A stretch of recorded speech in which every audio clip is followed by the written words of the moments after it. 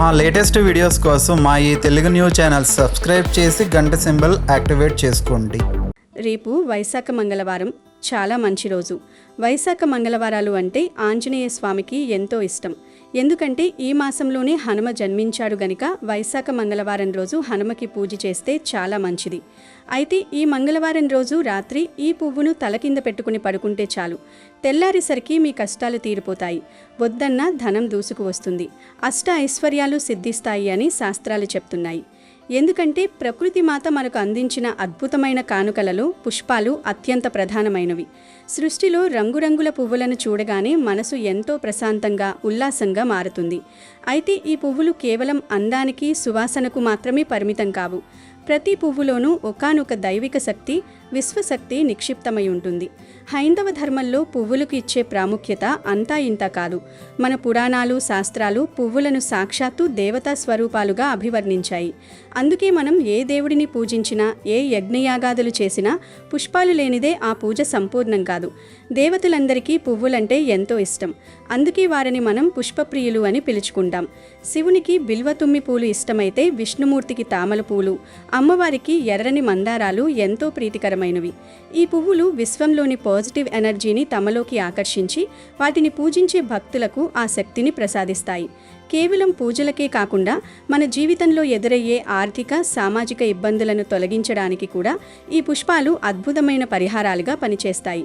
ముఖ్యంగా ఆర్థిక సమస్యలతో సతమతమవుతున్న వారు, అప్పుల బాధల నుండి విముక్తి పొందాలని కోరుకునేవారు రేపు వచ్చి ఈ మంగళవారం రోజున రాత్రి మీరు పడుకునే ముందు ఒక ప్రత్యేకమైన పువ్వును మీ తల కింద పెట్టుకుని పడుకుంటే తెల్లారేసరికి మీ కష్టాలన్నీ తీరిపోయి అదృష్టం మీ తలుపు తడుతుంది, వద్దన్న ధనం మీ దగ్గరకు దూసుకు వస్తుంది, ధన సమస్యలన్నీ పటాపంచలైపోతాయి. మరింతకీ ఆ పువ్వు ఏమిటి, ఆ పరిహారాన్ని ఎలా పాటించాలి అనే విషయాలను ఈ వీడియోలో మనం సవివరంగా తెలుసుకుందాం. ముందైతే ఒక పవిత్ర కథను విందాం. ఫ్రెండ్స్, ఈ వీడియోను చివరి వరకు ఎక్కడా స్కిప్ చేయకుండా చూడండి. చూసే ప్రతి ఒక్కరూ కూడా ఈ వీడియోను లైక్ చేయండి. మీరిచ్చే ఒక లైక్ మాకు ఎంతో ప్రోత్సాహాన్నిస్తుంది. అలాగే కమెంట్ సెక్షన్లో ఓం శ్రీ ఆంజనేయ స్వామియే నమః అని భక్తితో టైప్ చేయండి. అనగనగా ఒక అందమైన పల్లెటూరు. ఆ ఊరి పేరు ధర్మవరం. ఆ ఊరిలో రాఘవ అనే యువకుడు ఉండేవాడు. రాఘవ చూడడానికి ఎంతో ఆరోగ్యంగా, బలంగా ఉండేవాడు. అతనికి తన తండ్రి రామయ్య నుండి వారసత్వంగా 10 ఎకరాల సారవంతమైన పొలం వచ్చింది. రాఘవ పరమభక్తుడు. ముఖ్యంగా ఆంజనేయ స్వామి అంటే అతనికి ప్రాణం. అయితే రాఘవకు ఒకే ఒక్క పెద్ద లోపం ఉంది. అది అతీతమైన బద్ధకం. చిన్నప్పటి నుండి రాఘవ తండ్రి రామయ్య పొలంలో రక్తాన్ని చెమటగా మార్చి కష్టపడి ఆస్తిని కూడబెట్టాడు. కానీ రాఘవ తల్లి లక్ష్మమ్మకు తన కొడుకంటే అమితమైన ప్రేమ. కొడుకు చిన్న కష్టం పడినా ఆమె తట్టుకోలేకపోయేది. నా కొడుకు రాజకుమారుడిలా పెరగాలి, వాడికి పనిపాటలెందుకు అని ముద్దుగా పెంచింది. దాంతో రాఘవకు కష్టపడడం అంటే ఏమిటో తెలియకుండా పోయింది. తండ్రి ఎంత చెప్పినా తల్లి గారవం ముందు అది సాగేది కాదు. రాఘవ రోజంతా స్నేహితులతో కలిసి రచ్చబండ దగ్గర కబుర్లు చెబుతూ కాలక్షేపం చేస్తూ గడిపేవాడు. అయితే అతనిలో ఒక మంచి లక్షణం ఏమిటంటే అతనికి ఎటువంటి చెడు అలవాట్లు లేవు. ఎవరికీ అపకారం చేసేవాడు కాదు. కేవలం తన పని తాను చూసుకోకుండా సోమరిగా ఉండేవాడు. కొన్నాళ్లకు రాఘవకు వివాహ వయస్సు వచ్చింది. రామయ్య ఎంతో వెతికి సీత అనే గుణవంతురాలైన అమ్మాయితో రాఘవకు వివాహం జరిపించాడు. సీత చాలా కష్టపడే స్వభావం కలది. పెళ్లైన కొత్తలో భర్త పరిస్థితి చూసి ఆమె కొంచెం బాధపడినా రాను రాను అతన్ని మార్చుకోవాలని నిశ్చయించుకుంది. ఒకరోజు రామయ్యకు ఒక ఆలోచన వచ్చింది. నేను ఇక్కడే ఉంటే వీడెప్పటికీ మారడు, బాధ్యత తెలిస్తేనే మనిషి పని చేస్తాడు అని అనుకున్నాడు. ఒక శుభముహూర్తాన రామయ్య తన భార్య లక్ష్మమ్మను తీసుకుని, మేము కాశీకి, రామేశ్వరానికి తీర్థయాత్రలకు వెడుతున్నాం, తిరిగి రావడానికి కొన్ని నెలలు పడుతుంది, ఇక నుండి ఈ 10 ఎకరాల పొలం, ఇంటి బాధ్యత అంతా నీదే రాఘవ అని చెప్పి ఊరు విడిచి వెళ్ళిపోయాడు. ఇప్పుడు ఇంట్లో రాఘవ, సీత మాత్రమే మిగిలారు. మరుసటి రోజు ఉదయాన్నే సీత భర్తను నిద్రలేపి, ఏవండి, మావయ్య గారు వెళ్ళేటప్పుడు చెప్పారు కదా, ఇవాళ పొలానికి నీళ్లు పెట్టాలి, మీరు వెళ్ళి ఆ పని చూసుకురండి, నేను ఈలోపు వంట సిద్ధం చేస్తాను అని చెప్పింది. దానికి రాఘవ ఒళ్ళు విరుచుకుంటూ, అబ్బే, పొద్దున్నే పరగడుపున పొలానికి వెళితే నీరసం వస్తుంది సీత, ముందు ఏదైనా తింటే శక్తి వస్తుంది, అప్పుడు వెళ్తాన్లే అన్నాడు. సీత వెంటనే వంట చేసి అతనికి వడ్డించింది. రాఘవ తృప్తిగా భోజనం చేసి, అబ్బా, తిన్న వెంటనే పని చేస్తే అరగదు, కాసేపు అలా కళ్ళు మూస్తాను అని మళ్ళీ పడుకున్నాడు. సీతకు విసుగు వచ్చినా ఓపికతో, ఎండ ముదిరితే మీరు పని చేయలేరు, దయచేసి ఇప్పుడైనా వెళ్ళండి అని బ్రతిమలాడింది. ఇక తప్పదన్నట్టు రాఘవ పొలానికి బయలుదేరాడు. దారిలో ఆంజనేయ స్వామి గుడి కనిపించింది. ముందు స్వామిని దర్శించుకొని వెళతాను అని గుడిలోకి వెళ్ళాడు. అక్కడ గుడి మెట్ల మీద ఒక వృద్ధుడు కళ్ళు తిరిగి పడిపోయి ఉండటం రాఘవ గమనించాడు. రాఘవలో ఉన్న మంచితనం వెంటనే మేల్కొంది. పొలం పని పక్కన పెట్టి ఆ ముసలాయనను ఒక బండి మీద ఎక్కించుకుని దగ్గరలోని ఆస్పత్రికి తీసుకెళ్లాడు. డాక్టర్లకు విషయం చెప్పి అతనికి మెలకువ వచ్చే వరకు అక్కడే ఉన్నాడు. ఆ వృద్ధుడికి స్పృహ వచ్చాక వారి బంధువులకు సమాచారం అందించి వారి ఇంటికి పంపించి తిరిగి వచ్చేసరికి సాయంత్రమైంది. ఇంటికి రాగానే సీత భోజనం సిద్ధం చేసి ఎదురు చూస్తుంది. రాఘవ ఆకలితో ఉండటంతో గబగబా భోజనం చేశాడు. సీత మెల్లగా, ఏవండి, పొలం పని పూర్తయిందా? నీళ్లు పెట్టారా అని అడిగింది. రాఘవ జరిగిన విషయం చెప్పాడు. దారిలో ఒక ప్రాణం కాపాడాల్సి వచ్చింది సీత, అందుకే పొలానికి వెళ్లడం కుదరలేదు. రేపు వెళ్తాన్లీ. ఒక్కరోజు నీళ్లు పెట్టకపోతే ఏమవుతుంది అన్నాడు. సీత, మీరు చేసిన మంచి పనికి సంతోషమే, కానీ మన బాధ్యతను కూడా విస్మరించకూడదు కదా అని సున్నితంగా మందలించింది. మరుసటి రోజు రాఘవ ఎలాగోలా మనస్సు కుదుటపరుచుకుని పొలానికి వెళ్ళాడు. కానీ అక్కడకు వెళ్ళాక అతనికి ఏమీ అర్థం కాలేదు. ఏ గట్టు తెంచాలో, నీళ్లు ఎలా మళ్లించాలో తెలియక తలగొక్కున్నాడు. కాసేపు ఆలోచిస్తే ఒక దారి దొరుకుతుంది అని ఒక పెద్ద రావి చెట్టు కింద కూర్చున్నాడు. చల్లని గాలికి అతనికి తెలియకుండానే నిద్రపట్టింది. లేచేసరికి సాయంత్రం 5 గంటలయ్యింది. ఇలా రోజులు గడుస్తున్నాయి. చుట్టుపక్కల రైతులందరూ పొలాలు దున్ని విత్తనాలు చల్లుతున్నారు. కానీ రాఘవ పొలం మాత్రం బీడులాగే ఉంది. ఒకరోజు రాఘవ మధ్యాహ్నం కూడా ఇంటికి రాకపోవడంతో సీత భోజనం మూటగట్టుకుని పొలానికి వెళ్ళింది. అక్కడ రాఘవ నిశ్చింతగా చెట్టు కింద గుర్రు పెట్టి నిద్రపోవడం చూసి ఆమెకు దుఃఖం, కోపం కలిగాయి. ఏవండి, ఇదేనా మీరు చేస్తున్న పని? నేను మీరు కష్టపడుతున్నారని ఇంటి దగ్గర ఆరాటపడుతుంటే మీరు ఇక్కడ ఇలా నిద్రపోతున్నారా అని నిలదీసింది. రాఘవ కంగారుగా లేచి, అది కాదే సీత, పని ఎక్కడ మొదలు పెట్టాలో అర్థం కాక అలా కూర్చున్నాను. ఎప్పుడు నిద్ర పట్టిందో తెలియదు అని అబద్ధం చెప్పాడు. సీతకు అసలు విషయం అర్థమైపోయింది. ఆమె స్వయంగా కొంగు నడుంకు చుట్టుకొని పొలానికి నీళ్లు పెట్టింది. రాఘవ ఆమెకు సహాయం చేయకుండా గట్టు మీద కూర్చుని చూస్తూ ఉండిపోయాడు. పని ముగించుకున్న సీత, చూడండి, ఇంకా 2 రోజుల్లో విత్తనాలు చల్లాలి. రేపు ఉదయానికి విత్తనాలు పొలం గట్టు మీద ఉండాలి, లేకపోతే నా పద్ధతి మారుతుంది అని హెచ్చరించింది. రాఘవ సరే అని చెప్పినా అతనిలో మార్పు రాలేదు. తరువాతి రోజు రాఘవ, ఇంకా సమయం ఉంది కదా, సాయంత్రం వెళ్ళొచ్చులే అని వాయిదా వేస్తూ వచ్చాడు. అలా 2 రోజులు గడిచిపోయాయి. విత్తనాలు రాలేదు, పని జరగలేదు. సీతకు భర్త మీద ఆశ చచ్చిపోయింది.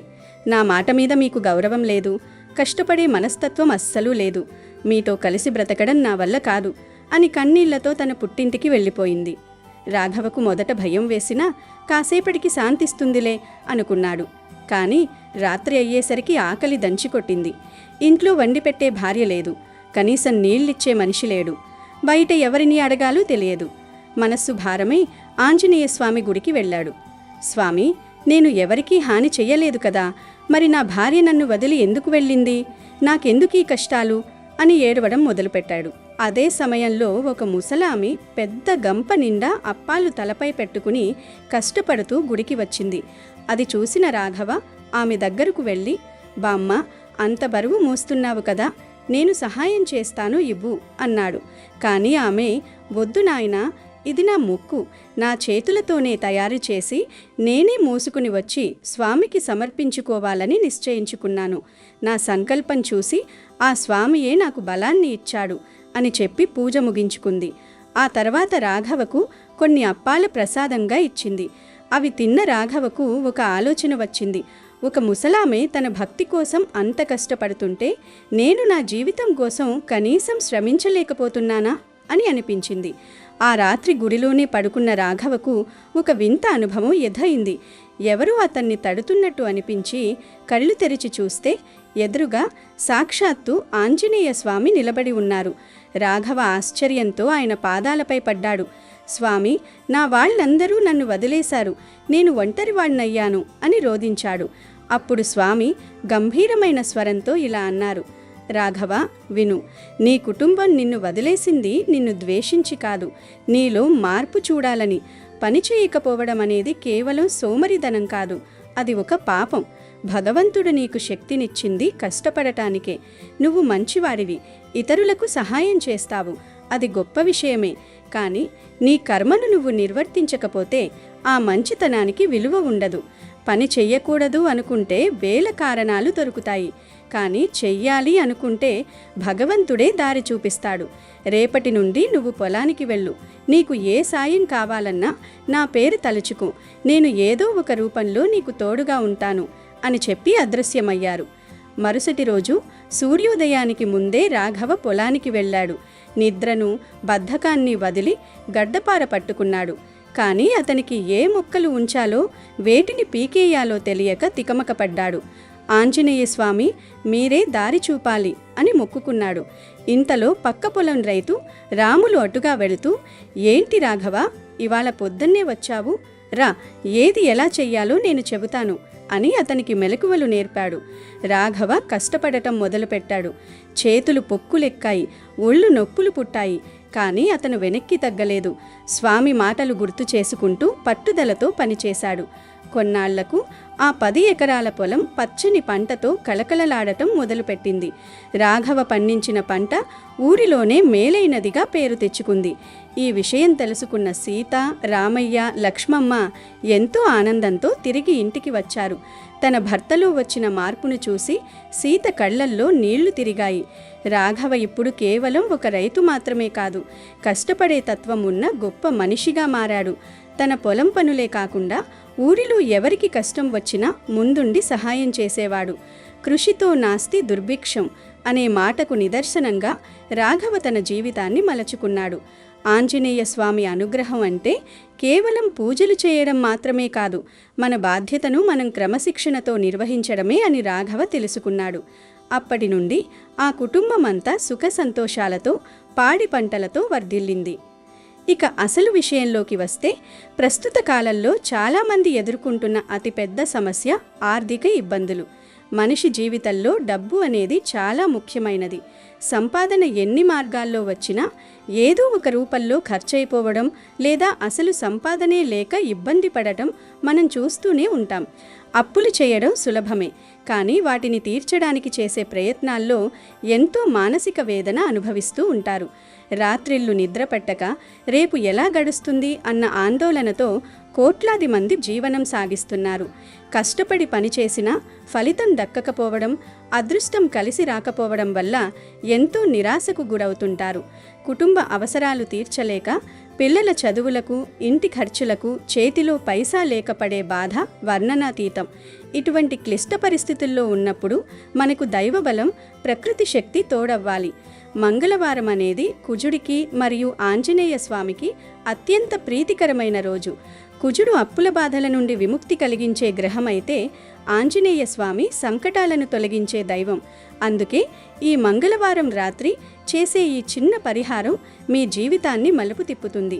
మీ అప్పుల బాధలు తొలగిపోయి లక్ష్మీ కటాక్షం కలగడానికి ఈ మంగళవారం రాత్రి మీ తల క్రింద పెట్టుకోవలసిన ఆ పువ్వు మరేదో కాదు, అది సాక్షాత్తు శక్తి స్వరూపమైన మందార పువ్వు. మందార పువ్వుకు ఆధ్యాత్మికంగా ఎంతో విశిష్టత ఉంది. ఇది లలితాదేవికి అత్యంత ఇష్టమైన పుష్పం. మందార పువ్వులోని ఎర్రని రంగు కుజగ్రహ దోషాలను కలిగించే శక్తిని కలిగి ఉంటుంది. అలాగే దీని రేకులు విశ్వంలోని ఐశ్వర్య తరంగాలను ఆకర్షిస్తాయి. మంగళవారం రోజు మందార పువ్వుతో పరిహారం చేయడం వల్ల హనుమంతుని అనుగ్రహంతో పాటు మీ జాతకంలో ఉన్న ఆర్థిక ఇబ్బందులు తొలగిపోతాయి. ఈ పరిహారం ఎలా చేయాలో ఇప్పుడు జాగ్రత్తగా తెలుసుకోండి. మంగళవారం రోజు ఒక తాజా మందార పువ్వును తీసుకురండి. అది ఎరుపు రంగులో ఉన్నా లేదా ఏ ఇతర రంగులో ఉన్నా పర్వాలేదు, కానీ పువ్వు తాజాగా ఉండాలి. దానిని తెచ్చి ఫ్రిడ్జ్లో పెట్టి ఉంచండి. ఈ మందార పువ్వుతో పాటు మనకు 2 అనాస పువ్వులు కూడా అవసరం. అనాస పువ్వులు ప్రశాంతతకు మరియు లక్ష్మీదేవి అనుగ్రహానికి ప్రతీకలు. ఇక రాత్రి పడుకునే ముందు ఒక తెల్లని కాగితాన్ని, పేపర్ను తీసుకోండి. ఆ పేపర్ మధ్యలో మీరు తెచ్చుకున్న మందార పువ్వును ఉంచండి. దాని పక్కనే 2 అనాస పువ్వులను కూడా పెట్టండి. ఇప్పుడు ఆ పువ్వులపైన చిటికెడు పసుపును వేయండి. పసుపు అనేది శుభానికి మరియు మంగళానికి చిహ్నం. ఇది ప్రతికూల శక్తులను పారద్రోలి సకల శుభాలను చేకూరుస్తుంది. ఈ పువ్వులు మరియు పసుపు ఉన్న ఆ పేపర్ను జాగ్రత్తగా ఒక పొట్లంలా చుట్టండి. ఇలా పొట్లం కట్టిన తర్వాత ఆ పొట్లాన్ని మీ 2 చేతులతో పట్టుకుని మీ ఇష్టదైవానికి లేదా ఆంజనేయ స్వామికి మనస్ఫూర్తిగా నమస్కరించుకోండి. మీ మనసులో ఉన్న అతిపెద్ద కోరికను లేదా మీరు ఎదుర్కొంటున్న ఆర్థిక ఇబ్బందిని ఆ దేవుడికి నివేదించుకోండి. నాకున్న అప్పుల బాధలు తొలగిపోవాలి, నా ఇంట్లో ధన ప్రవాహం పెరగాలి, లక్ష్మీదేవి కటాక్షం నాకు కలగాలి అని బలంగా కోరుకోండి. ఇలా మీ కోరికని చెప్పుకున్న తర్వాత మంగళవారం రాత్రి మీరు నిద్రపోయే ముందు ఆ పొట్లాన్ని మీ తల కింద అంటే మీ దిండు కింద పెట్టుకుని పడుకోండి. ఆ రాత్రంతా ఆ పొట్లం మీ తల కింద ఉండటం వల్ల ఆ పువ్వుల నుండి వెలువడే సానుకూల తరంగాలు మీ నాడీ మండలంపై ప్రభావం చూపుతాయి. ఇది మీలోని నెగిటివ్ ఎనర్జీని తొలగించి మీ ఆలోచన విధానాన్ని మెరుగుపరుస్తుంది మరియు అదృష్టాన్ని ఆకర్షిస్తుంది. మరునాడు బుధవారం ఉదయం నిద్రలేచిన తర్వాత స్నానాది కార్యక్రమాలు ముగించుకుని మీ దిండు కింద ఉన్న ఆ పొట్లాన్ని తీయండి. ఈ పొట్లాన్ని తీసుకువెళ్ళి మీ ఇంటికి దూరంగా ఉన్న ఏదైనా పిచ్చి చెట్టు, ఫలసాయం ఇవ్వని లేదా ఎవరూ తొక్కని చోటు ఉన్న చెట్టు మొదట్లో పారవేయండి. వెనక్కి తిరిగి చూడకుండా ఇంటికి వచ్చేయండి. ఈ విధంగా 3 మంగళవారాలు చేయడం వల్ల మీకున్న దరిద్ర బాధలు, కష్టాలు అన్నీ ఆ చెట్టు మొదట్లోకి వెళ్ళిపోతాయని, మీకు లక్ష్మీప్రదమైన కాలం మొదలవుతుందని శాస్త్రం చెబుతోంది. ఈ పరిహారం ఎంతో శక్తివంతమైనది. దీనివల్ల మీకు అష్టైశ్వర్యాలు సిద్ధించడమే కాకుండా మీరు చేస్తున్న పనుల్లో ఉన్న ఆటంకాలు తొలగిపోతాయి. వ్యాపారం చేసేవారికి లాభాలు వస్తాయి. ఉద్యోగస్తులకు ప్రమోషన్లు లేదా జీతాల పెరుగుదల వంటి శుభవార్తలు అందుతాయి. లక్ష్మీదేవి స్వయంగా మీ ఇంటికి నడిచి వస్తుంది. ధనప్రాప్తి కలగాలంటే కేవలం కష్టపడితే సరిపోదు, దైవ కృప కూడా ఉండాలి. ఈ చిన్న మందార పువ్వు పరిహారం మీకు ఆ దైవ కృపను త్వరగా అందేలా చేస్తుంది. కాబట్టి ఎటువంటి అనుమానాలు పెట్టుకోకుండా పూర్తి నమ్మకంతో, భక్తితో ఈ మంగళవారం రోజు ఈ పరిహారాన్ని పాటించండి. ఖచ్చితంగా మీ జీవితంలో అద్భుతమైన మార్పులను చూస్తారు. మీకన్నీ శుభాలే జరుగుతాయి. అమెజాన్లో బెస్ట్ డిస్కౌంట్స్ కోసం వీడియో డిస్క్రిప్షన్లో లింకు ఉంది, చూడండి. అలాగే మా టెలిగ్రామ్ ఛానల్ సబ్స్క్రైబ్ చేసుకోండి.